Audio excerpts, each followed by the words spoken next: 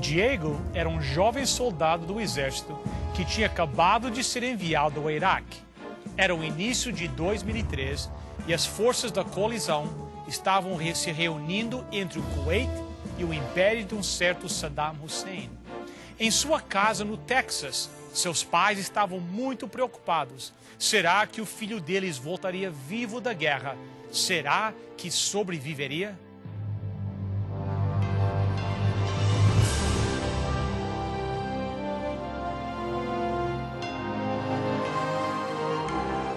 Venceu a prova do tempo.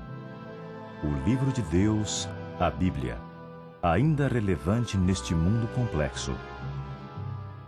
E está escrito, partilhando mensagem de esperança ao redor do mundo.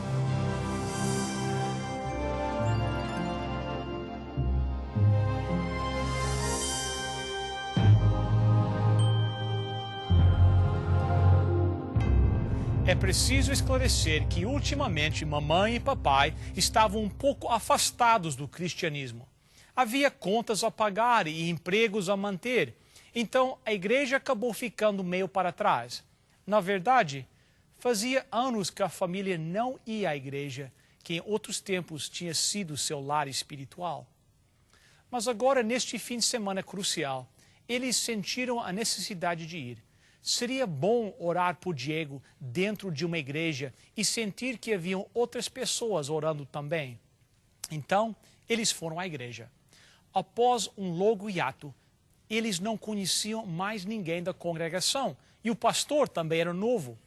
Mas durante a parte do programa em que havia estudo da Bíblia, eles mandaram um pedido de oração por escrito para o púlpito. Nosso filho está indo para Bagdá, escreveram. Por favor, orem por sua segurança. Bem, é claro que a igreja orou e o pastor ficou muito feliz com a visita do casal. Mas aqui está a parte difícil de contar. Apenas algumas horas após aquela reunião espiritual, naquela manhã de sábado, veículos do exército estacionaram em frente à casa daqueles pais. Um tenente de rosto sombrio saiu de um deles e veio caminhando até a porta da casa. Ele deu ao pálido casal a notícia que todo pai teme. Seu filho estava entre as primeiras baixas da batalha. Um carro-bomba se aproximara de 4 soldados e detonou-se. Todos os soldados americanos foram mortos instantaneamente e Diego era um deles. Agora, pense um pouco. Esta notícia chega para a família justamente no dia em que eles finalmente oraram. Eles voltam à igreja pela primeira vez em uma década. Algumas horas mais tarde, há uma enorme explosão. Pedaços de corpos voam pelos ares e em seguida ouve-se o silêncio da morte. Onde está Deus? Após anos de negligência espiritual e tudo indo muito bem, uma mãe e um pai finalmente dão um passo em direção à fé novamente e são golpeados com esta trágica notícia antes mesmo do final do dia. Amigo, o que você faz? O que eu faço quando a dúvida e o desapontamento invadem nosso mundo? Você já se sentiu desanimado? Esta é uma pergunta tola, não é mesmo? É claro que todos nós já nos sentimos assim. Todos passam por momentos difíceis. Temos problemas financeiros. Nossos filhos, por mais que os amemos, nos causam angústia quando eles às vezes trilham caminhos errados. E eu conheço tão bem quanto você a tentação, em tempos de escuridão emocional, de nos afastarmos de Deus. Não acho que todos paramos de acreditar. Não passamos imediatamente a ser ateus, mas algo parece estar nos dizendo, sabe, se Deus não vai me ajudar nisso, então eu vou ter que me proteger. Vou criar uma bolha de proteção ao meu redor. Me recuso a ser vulnerável. Junto com o desânimo, a dúvida, talvez a história do amor de Deus seja apenas uma fábula muito bem escrita. Sabe, é interessante esta expressão bíblica esteja na segunda epístola de Pedro, Pedro foi um homem também que teve dúvidas. Na verdade, várias vezes. Quando caminhou sobre a água e também naquela trágica quinta noite em que negou o Senhor 3 vezes seguidas. Quero lhe dar uma boa notícia hoje. E é o seguinte: Deus ainda nos ama, mesmo quando temos dúvidas. Na verdade, há 2 sagas bíblicas em que as dúvidas de pessoas íntimas de Jesus são tão severas que deixam uma lição de esperança para cada um de nós. Uma delas acontece no coração de João Batista. Talvez você se lembre que João era primo 2º grau de Jesus. Isso mesmo. Maria e Isabel eram primas. Como podemos ler em Lucas capítulo 1, João nasceu apenas 6 meses antes de Jesus. Portanto, aqui está um primo mais velho que conhece a história do nascimento miraculoso de Jesus. Uma mãe virgem. Ele ouviu falar e até testemunhou seus milagres. Ele ouviu Jesus pregar. Incentivou seus seguidores a mudarem de grupo e seguirem o Messias. Anunciou às multidões que Jesus era o Messias, o Cordeiro de Deus que tira o pecado do mundo. João ouviu pessoalmente a voz de Deus no céu após o batismo de Jesus, anunciando como se alegrava no Filho unigênito. Portanto, se houve alguém que nunca deveria ter duvidado, esse alguém foi João. Ele não tinha desculpas. Entretanto, lemos em Mateus 14 que o rei Herodes tinha tirado o fiel pregador de sua congregação às margens do rio Jordão e o jogaram numa prisão. Não sabemos quanto tempo ali ficou, mas se você voltar aos 3 capítulos anteriores, encontrará o primo de Jesus sucumbindo ao desânimo. De sua cela na prisão, ele mandou um grupo de seguidores ao local onde Jesus estava ministrando. Aqui está a pergunta que ele fez, encontrada em Mateus capítulo 11 e verso 3. Perguntaram a ele: o Senhor é aquele que ia chegar ou devemos esperar outro? E o que foi que Jesus fez? Deve ter sido uma grande decepção saber que seu próprio primo e seu próprio parceiro no evangelismo tinha dúvidas. Que esperança poderia haver para seu reino se um gigante da fé como João Batista estava em dúvida? Mas notemos 2 pontos chaves. Primeiro, Jesus não grita, nem faz um grande discurso. Ele nem critica João por seu momento de fraqueza. A segunda coisa que Jesus faz é o seguinte: ele calmamente lembra seu primo, através dos seus mensageiros, das evidências que João já tinha visto. Mateus capítulo 11, verso 5. Digam a ele que os cegos veem, os coxos andam, os leprosos são curados, os surdos ouvem, os mortos são ressuscitados e os pobres recebem o evangelho. Portanto, aqui está uma poderosa lição prática para nós. Quando as dúvidas surgem, quando Lúcifer bate a porta brandindo a perigosa espada do desânimo, o que fazemos? Rapidamente voltamos ao livro de registros e relembramos todas as evidências que já vimos. Que servimos a um poderoso Messias e um Deus capaz de infinitos milagres. Jesus fez grandes coisas. Ele redimiu almas e curou lares. Ele transformou vidas e restaurou a paz em meio às muitas tempestades. Mesmo agora, em dias como hoje, em que as coisas parecem escuras ou estamos presos numa cela de tristeza como João, mesmo assim servimos um Salvador que nos liberta e espanta as trevas. Mencionamos vários ateus que simplesmente permitiram que os momentos difíceis e as dúvidas os vencessem. O apologista cristão C.S. Lewis foi um destes. Sua mãe morreu quando ele era menino, embora ele tivesse orado por sua cura de todo o coração. Após a morte dela, ele continuou orando pelo milagre da ressurreição e isto também não aconteceu. Então ele entrou num encolorizado ateísmo que durou 2 décadas. Anos mais tarde, já um homem com uma sólida fé cristã e confiança irrestrita em Deus, ele escreveu seu clássico tratado, Mero Cristianismo, sobre os momentos de dúvida que surgem em nossas vidas. Esses momentos também bombardeiam os ateus, observou ele com um sorriso irônico. O que pode um filho de Deus fazer para proteger-se dos altos e baixos que levam ao desencorajamento e dúvida? O primeiro passo, escreve ele, é reconhecer o fato de que seu humor muda.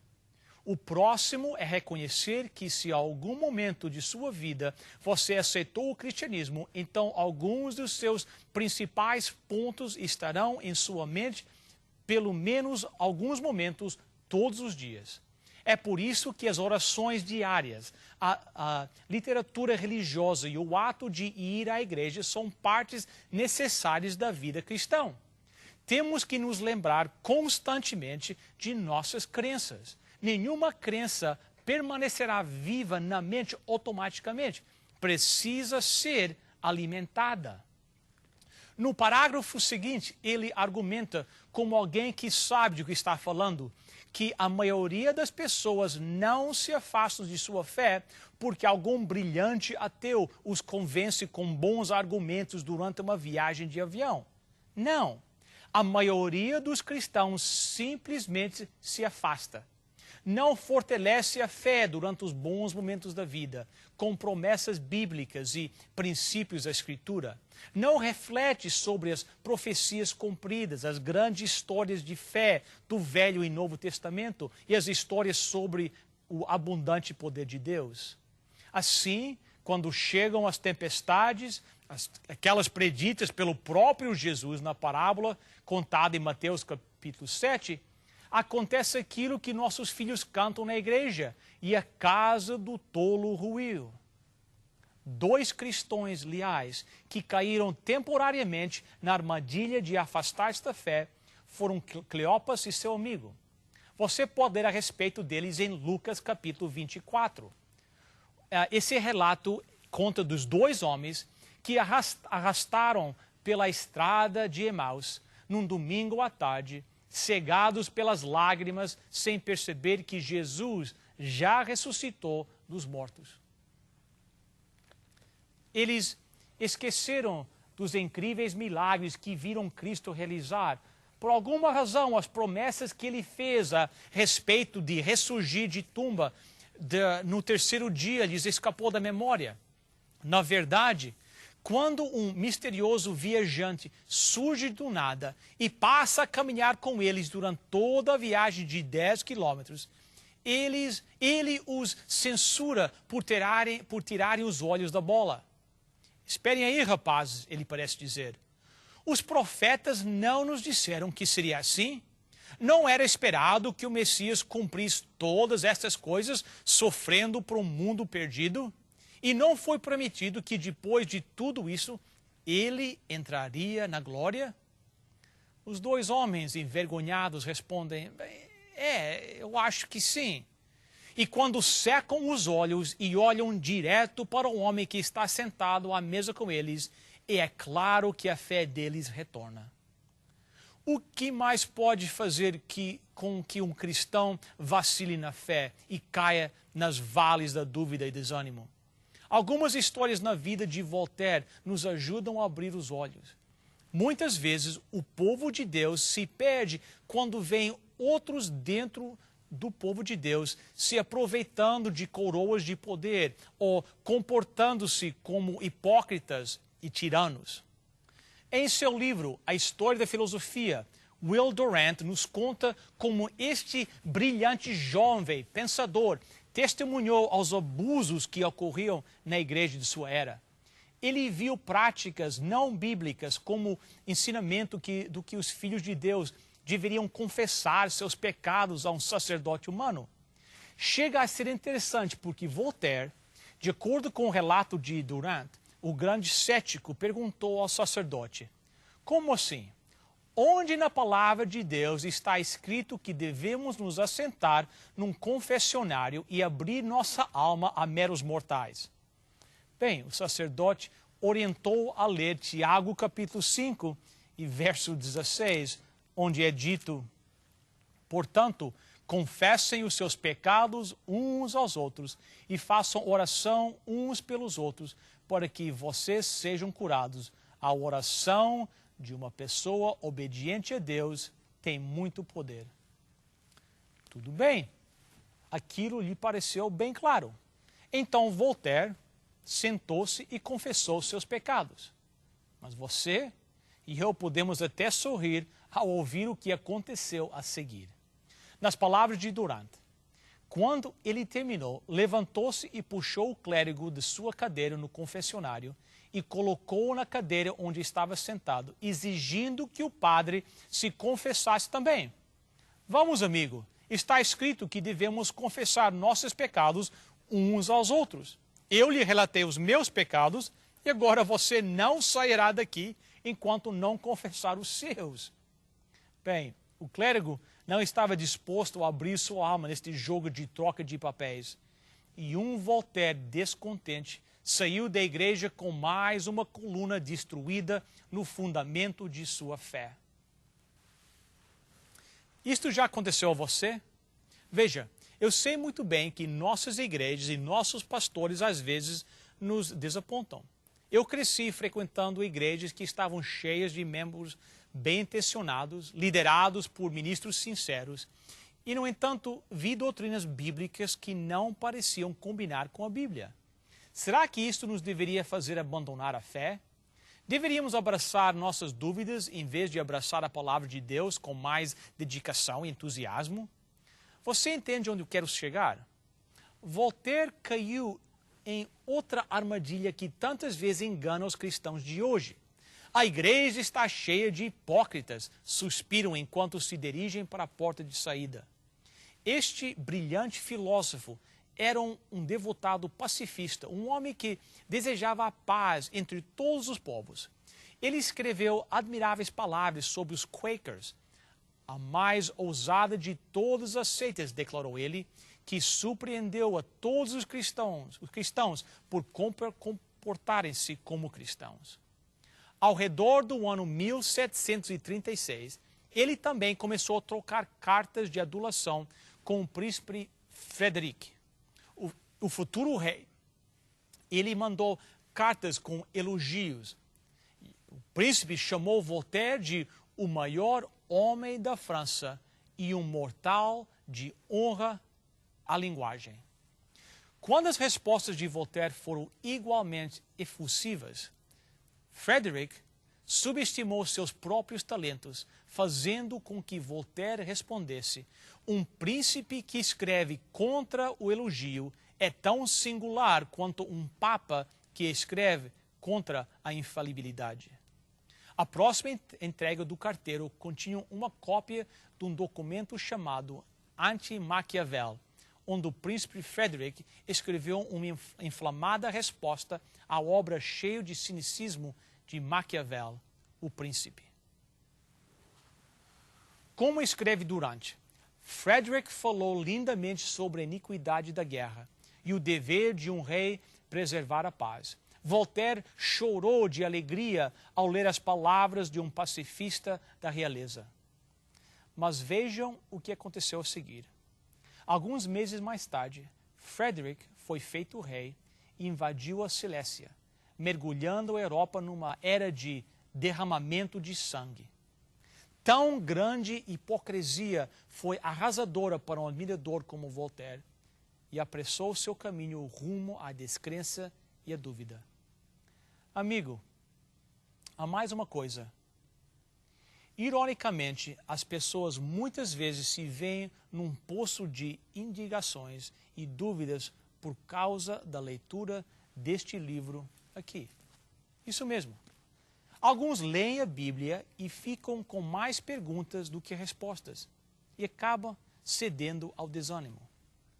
Permite-me fazer uma pergunta. Você já sentou numa aula de matemática e sentiu-se perdido ou confuso?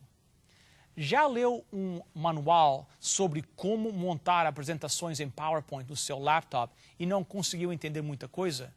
Já leu um artigo difícil ou um editorial no jornal e chegou ao final da leitura e você diz, Todos nós passamos por isso. Somos seres humanos finitos, cercados por desafios que muitas vezes estão acima e além de nossas capacidades. Na maioria das vezes, somos maduros o suficiente para respirar fundo e continuar nossa jornada. Se não podemos decifrar uma página no manual do nosso carro, podemos perguntar a alguém na concessionária. Se o Windows XP nos deixa confusos, podemos ligar gratuitamente para o atendimento ao consumidor. Ou apertar Ctrl, Alt, Delete e recomeçar tudo de novo. Mas há ateus que começaram a trilhar o caminho de ateísmo porque algo na palavra de Deus parecia contradizer alguma ideia que tinham certeza de ser correta. Vou dizer uma coisa. Há coisas na palavra de Deus que eu não entendo. Há passagens onde 2 ou 3 interpretações são possíveis. Há doutrinas com as quais nem todos os cristãos concordam. Colossenses capítulo 2 e verso 2 fala disso. O mistério de Deus, do Pai e de Cristo.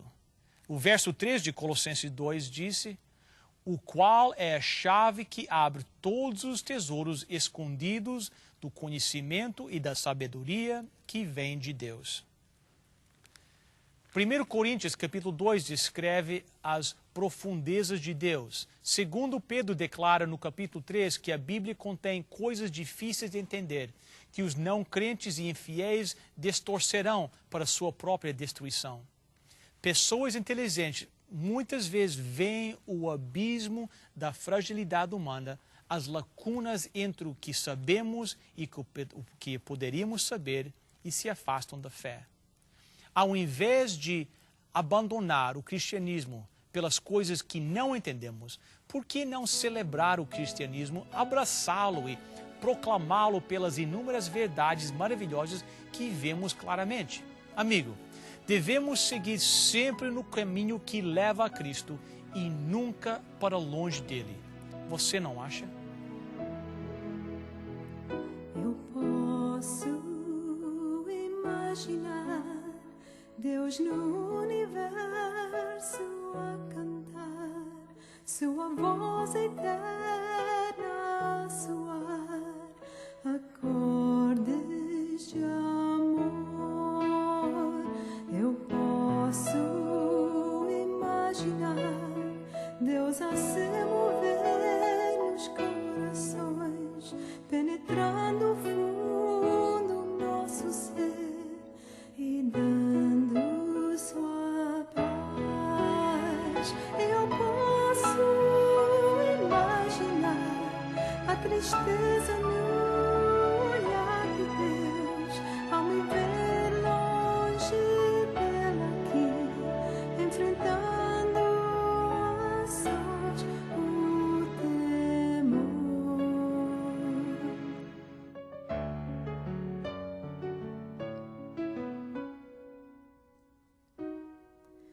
Eu posso imaginar Deus sorrir ouvindo o meu chamar, suplicando a paz que nele há e buscando a força para viver.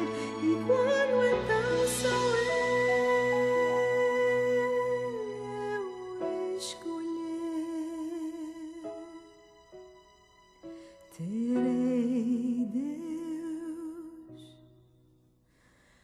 em mim.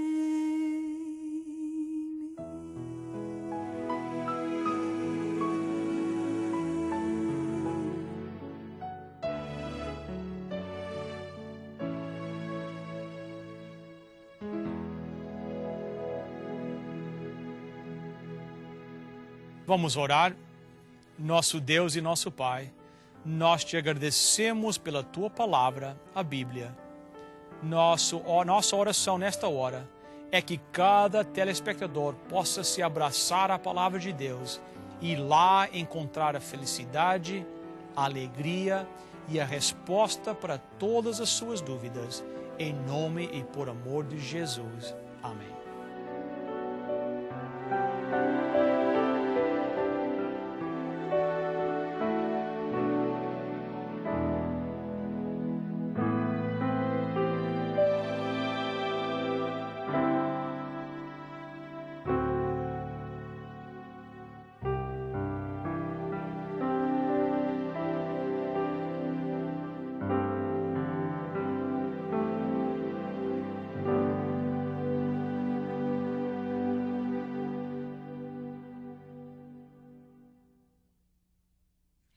Alguém comentou que esta é a era da incerteza. Como cristãos, cremos que as respostas certas para as grandes incertezas da humanidade estão na Bíblia Sagrada, porque foram dadas por Deus, o único que conhece o passado, o presente e o futuro. Não seria isso uma boa razão para adotar a Bíblia como o livro de sua vida? Para tal, você precisa conhecer o que ela diz. Se você quer conhecer mais sobre a Bíblia e o maravilhoso plano de Deus para a sua vida, o programa Está Escrito tem uma sugestão e um presente para você. É o curso A Bíblia Ensina. Você não precisa pagar nada, é gratuito. Peça agora o seu curso, A Bíblia Ensina.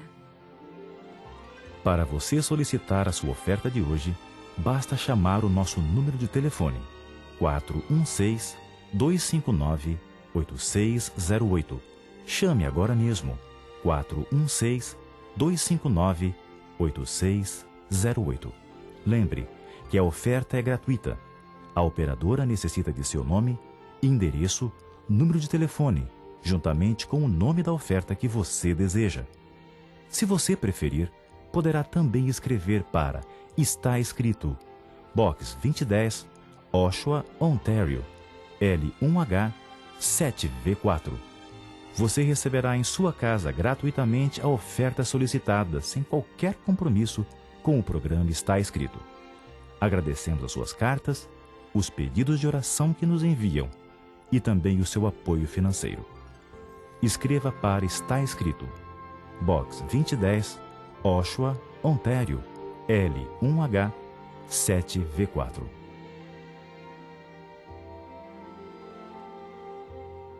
Eu quero agradecer a sua presença conosco neste dia e espero poder encontrar com vocês na próxima semana também.